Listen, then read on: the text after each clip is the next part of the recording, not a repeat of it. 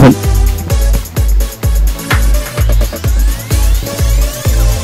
Hello hello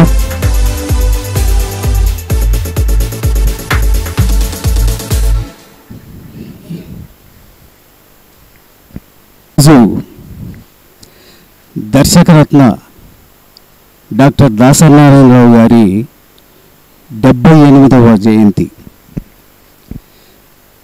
Telugu చిత్ర పరిశ్రమ ఖ్యాతిని ప్రపంచ దేశాలు కొనియాడే విధంగా చిత్ర పరిశ్రమ యొక్క గొప్పతనాన్ని అది ఎల్లవేళలా అన్ని దేశాలలో తెలుగు చిత్ర పరిశ్రమ గురించి గొప్పగా చెప్పుకునేటువంటి ఆ ఖ్యాతిని కలగజేసినటువంటి లెజెండరీ పర్సనాలిటీస్లలో రామారావు గారు, నాగేశ్వరరావు గారు, అలా ఆ కోవకు చెందినటువంటి వాళ్ళే దాసనారాయణరావు గారు. పాలకొల్లులో 1947వ సంవత్సరం పాలకొల్లులో జన్మించినటువంటి ఆయన చిన్నప్పటి నుంచే కళ పట్ల ఆసక్తి కలిగినటువంటి ఆయన ఎన్నో కాలేజీ తర్వాత 10th క్లాసు ఈ చదువుకునేటువంటి టైంలో ఎన్నో నాటకాలు వేస్తూ నాటకాలకు దర్శకత్వం వహిస్తూ విద్యార్థి సమస్యల మీద పోరు చేసినటువంటి నైపుణ్యం అయింది. అంటే చిన్నప్పటి నుంచే దాసనారాయణరావు గారికి నాయకత్వ లక్షణాలు మెండుగా ఉండేటివి.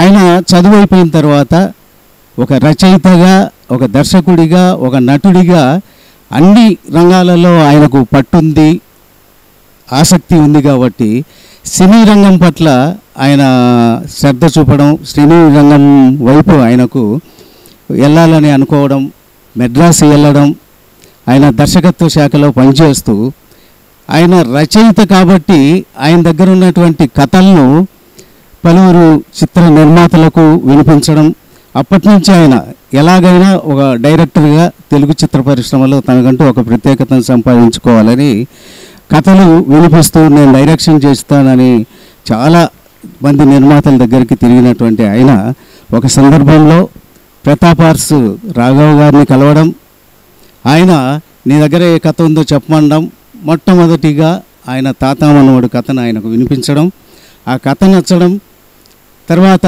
ఈ దాసనారాయణరావు గారి పట్ల ఉన్నటువంటి నమ్మకంతో డైరెక్షన్ చేసేటువంటి బాధ్యతలు కూడా ఆయనకు అప్పచెప్పడం. మొట్టమొదటి సినిమాతోనే అంటే దాసనారాయణరావు గారు దర్శకత్వం వహించినటువంటి మొట్టమొదటి సినిమా తాత మనవడు. ఆ సినిమాలో పెద్దగా హీరోలు లేరు, ఎవరు లేకపోయినా అతని కథను నమ్ముకొని రాజబాబు తర్వాత ఎస్వి రంగారావు, సత్యనారాయణ వీళ్ళతో తీసినటువంటి ఆ సినిమా సూపర్ డూపర్ హిట్ కావడంతో మరి దాసరి గారు ఇంకా వెనుతిరిగి చూసేటువంటి పరిస్థితులు లేకుండా ఎన్నో సినిమాలకు అద్భుతమైనటువంటి 100 రోజులు అన్నటువంటి సినిమాలు దాసరి గారి ఖాతాలో చాలా ఉన్నాయి, చెప్పుకోదగ్గ సినిమాలు. ప్రేక్షకాదన్నటువంటి పొందినటువంటి సినిమాలు రామారావు గారి సినిమాలు అయితేనేమి, నాగేశ్వరరావు గారి సినిమాలు అయితేనేమి ఎన్నో అద్భుతమైనటువంటి సినిమాలను తెలుగు ప్రేక్షకులకు అందించినటువంటి ఘనత దాసనారాయణరావు గారిది. ఆయన సినీ ప్రస్థానంలో దర్శకుడిగా 151 సినిమాలకు ఆయన దర్శకత్వం వహించారు. మొదటి సినిమా తాతమ్మనోడైతే చివరి సినిమా ఎర్రబస్సు. ఎర్రబస్సులో ఆయన ప్రధాన పాత్రను పోషిస్తూ తర్వాత మన మంచు విష్ణు గారు దాంట్లో హీరో. అది ఆయన దర్శకత్వం వహించినటువంటి చివరి సినిమా. ఒక దర్శకత్వ శాఖలో కాకుండా అంటే ఆయన ఒకటే రోజు ఆయన ఎంత డిసిప్లిన్ అంటే, ఎంత కృషివలుడు, ఎంత కార్యదక్షుడు అంటే ఒకటే రోజు 2-3 కాల్ షీట్లు సినిమాలకు పనిచేసినటువంటి ఘనత కూడా దాసనారాయణరావుకే ఉంది. అలాంటి గొప్ప వ్యక్తి, కార్యదక్షుడు తెలుగు ఇండస్ట్రీకి నుంచి మనందరినీ వదిలి వెళ్ళిపోవడం అనేది బాధాకరమైనప్పటికీ అది తప్పని పని.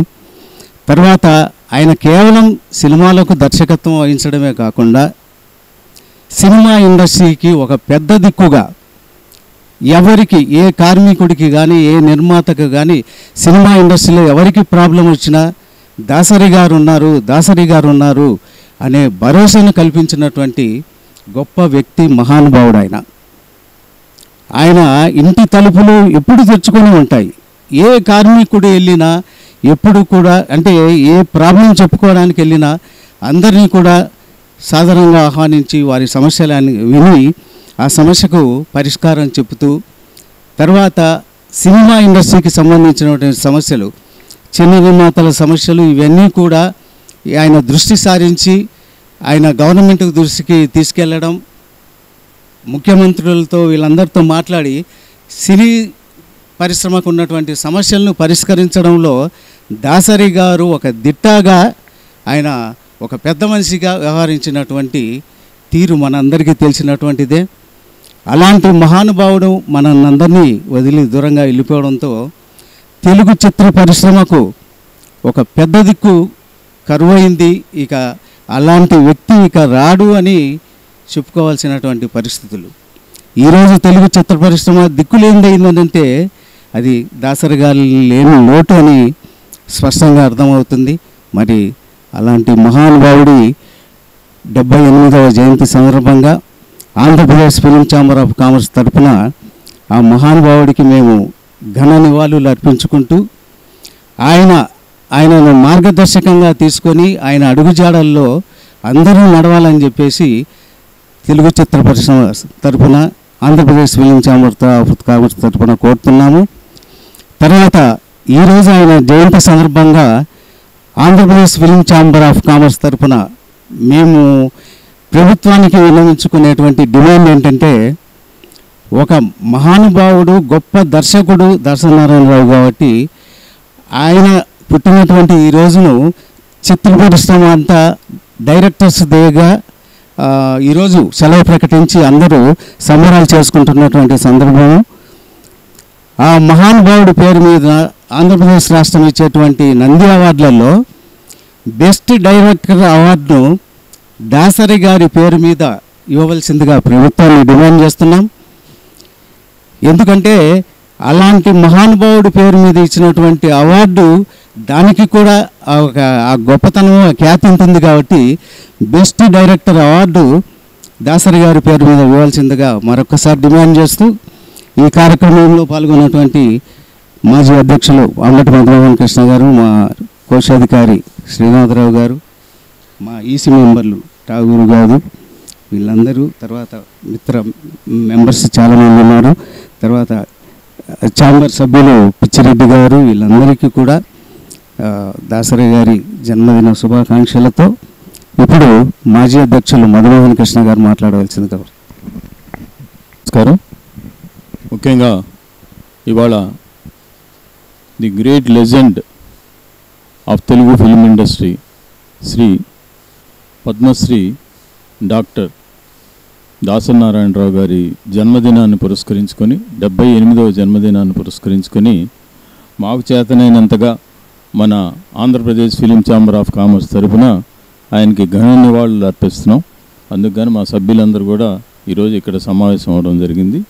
ముఖ్యంగా ఆయన గురించి చెప్పాలంటే ఎంత సమయం అయినా సరిపోదు. ఇదేదో ఊరికి మనం పొడి మాటలతో చెప్పేటటువంటి విషయం కూడా కాదు. ఆయనతోటి నాకు స్వయంగా పరిచయం ఉంది. దాసరి గారి దగ్గరికి వెళ్ళి చాలాసార్లు కలిసిన సందర్భాలు ఉన్నాయి.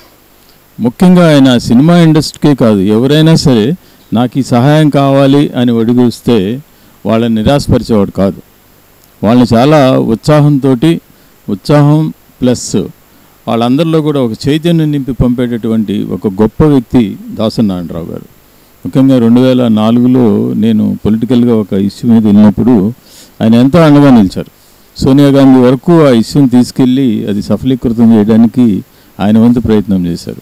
అప్పటికి నేను ఇంకా సినిమా ఇండస్ట్రీలో పెద్దగా ఏమంత గుర్తింపు లేనటువంటి వ్యక్తినే, అయినా అంతగా ఆయన స్పందించి సహాయం చేయడానికి ముందుకు వచ్చిన వ్యక్తి దాసనారాయణరావు గారు.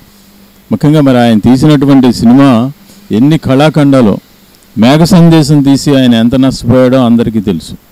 ఎన్ని నష్టాలు వచ్చినా సరే నిలబడి సందేశాత్మక చిత్రాలు ఆయన తీసిన ఏ సినిమా అయినా చూడండి, మీరు సందేశాత్మకంగానే ఉంటాయి. ఈ రోజుల్లో ఎవరు సందేశంతో సినిమాలు తీయటం లేదు. 4 ఫైట్లు, బీభత్సమైనటువంటి క్రైము, ఇటువంటి వాటితోనే తీసుకుని వెళ్తున్నారు. ఇండస్ట్రీ అటుగానే వెళ్తూ ఉంది, నడుస్తుంది. కానీ ఈ రోజుల్లో ఒక మంచి చెడు చెప్పేటటువంటి సినిమాలు కానీ, ఒక సమాజానికి విలువైనటువంటి ఒక సూచన చేసేటటువంటి వ్యక్తులు కానీ ఇవాళ ఇండస్ట్రీలో అరుదుగా కనిపిస్తున్నారు. ఎవరు మెసేజ్ ఓరియంటెడ్ తీయట్లేదు. మంచి చెడు చూపించడం లేదు. కాబట్టి ఆయన తీసినటువంటి అన్ని సినిమాలు బెబ్బిలిపుల్లిలో మరి రామారావు గారి ద్వారా ఎంత వివేకవంతమైనటువంటి డైలాగులు చెప్పించారు. ఆయన రాసిన డైలాగులు ఎంత పవర్ఫుల్గా ఉండేవి. ఆయన ప్రతి ఫ్రేమ్ను కూడా చాలా జాగ్రత్తగా తీసినటువంటి వ్యక్తి డాక్టర్ దాసరి నారాయణరావు గారు. నిజంగా ఆయన అంత తొందరగా అకాల మరణం చెందడం అనేది మనందరికి కూడా బాధాకరమైనటువంటి విషయం. మళ్ళా పుడతాడు దాసరి గారు అని చెప్పి మేమందరం విశ్వసిస్తున్నాం. అట్లానే ఎన్టీఆర్, ది గ్రేట్ ఎన్టీఆర్ గారు కానీ, అక్కినేని గారి మళ్ళా పుట్టాలి వాళ్ళు, అటువంటి వాళ్ళు మళ్ళీ ఈ సినిమా ఇండస్ట్రీలో అటువంటి వాళ్ళు చైతన్యం నింపాలని చెప్పి ఆశిస్తూ సెలవు తీసుకుంటాం. ట్రెజరర్ ఎం శ్రీనాథరావు గారు, ఠాగూర్ గారు,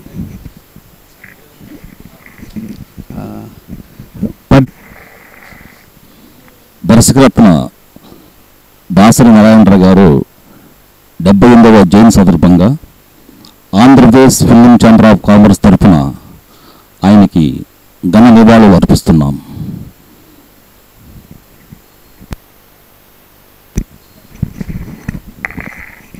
ప్రజాశక్తి రిపోర్టర్ శ్రీనివాసరావు గారు. ఈరోజు దర్శకరత్న దాసరి నారాయణరావు గారి జయంతిని పురస్కరించుకుని ఈ కార్యక్రమాన్ని ఏర్పాటు చేసిన Andhra Pradesh film chamber of commerce ప్రతినిధులందరికీ నా హృదయపూర్వక ధన్యవాదాలు. ఎందుకంటే ఈరోజు సినిమా పరిశ్రమ ఇటు వెళ్తుందనే క్రమంలో ఫిలిం ఛాంబర్ ఆఫ్ కామర్స్ ద్వారా అనేక మంచి కార్యక్రమాలు జరుగుతున్నాయి. అదేవిధంగా దర్శకరత్న దాసరి నారాయణరావు గారి గురించి మనం చెప్పుకోవాలంటే మన మధుమోహన్ కృష్ణ గారు చెప్పినట్లుగా చాలా పెద్ద చరిత్ర. సినిమా ఇండస్ట్రీకి ఆయన ఒక పెద్ద దిక్కు. చిన్న పెద్ద అనే తారతమ్యాలు ఆయన ఏ రోజు కూడా పాటించలేదు. ఎవరు ఇండస్ట్రీ అయినా మామూలు సాధారణ ప్రజానికమైనా ఆయన దగ్గరికి వెళ్ళిన వాళ్ళందరికీ చాలా మంచి చేశారు. ఫిల్మ్ కాలనీ హైదరాబాద్లో ఫిల్మ్ ఇండస్ట్రీతో పాటుగా సినిమా రంగ కార్మికుల కోసం కాలనీ ఏర్పాటు చేయడంలో కూడా ఆయన చాలా సుదీర్ఘమైన పాత్ర పోషించారు. చాలామంది కార్మికులు ఈరోజు ఫిల్మ్ నగర్ కాలనీలో ఉన్నారంటే అందులో దాసరి నారాయణరావు గారి కృషి ఎంతో ఉందని నేను భావిస్తున్నాను. అదేవిధంగా ఇప్పుడు సినిమా పరిశ్రమకు సంబంధించి ఇప్పుడు హైదరాబాదు, విజయవాడ అంటే మన ఆంధ్ర ఈ రెండు రకాల వేరియేషన్ ఉన్న నేపథ్యంలో మన ఆంధ్రాకి ఫిల్మ్ ఇండస్ట్రీ రావాలంటే మన ఫిల్మ్ ఛాంబర్ ఆఫ్ కామర్స్ ద్వారా మంచి కృషి జరగాల్సిందని నేను భావిస్తున్నాను. అదేవిధంగా ఎన్టీఆర్ గారు ఇప్పుడు స్వర్ణోత్సవ వేడుకలు జరుగుతున్నాయి. మీరు లాస్ట్ ఇయర్ మీరు ఉగాది పురస్కారాలు ఇచ్చినప్పుడు చాలా ఎంతో పెద్ద మంచి కార్యక్రమం చేశారు. మీరు ప్రభుత్వం ఇప్పుడే స్టార్ట్ చేసింది. ప్రభుత్వం ఉగాది పురస్కారాలని, కందుకూరు పురస్కారాలని, రేపు నంది అవార్డ్స్ కూడా ఇస్తామని చెప్పి రాష్ట్ర ప్రభుత్వం ప్రకటించింది. ఈ నేపథ్యంలో మీరుగా ఏపీ ఛాంబర్ ఆఫ్ కామర్స్, అది ఫిలిం ఛాంబర్ ఆఫ్ కామర్స్ ద్వారా కూడా అలాంటి కార్యక్రమాలు చేయటం మంచిదని నేను నా సూచన. అదేవిధంగా ఇప్పుడు ఎన్టీఆర్ పురస్కారాలు, ఎన్టీఆర్ కీర్తి పురస్కారాలు అని చెప్పి రాష్ట్ర ప్రభుత్వం ద్వారా వాళ్ళ ప్రైవేట్ సంస్థలు కూడా చాలా చేస్తున్నాయి. ఇప్పుడు ఎన్టీఆర్ మన ఆయన తెలుగు సినిమా పరిశ్రమని ప్రపంచానికి తీసుకెళ్లిన నాయకుడు ఎన్టీఆర్ కాబట్టి ఎన్టీఆర్ పేరుతో కూడా ఫిల్మ్ ఛాంబర్ ఆఫ్ కామర్స్ ఏదైనా మంచి కార్యక్రమం తీసుకుంటే మంచిదని తెలియజేస్తూ ధన్యవాదాలు.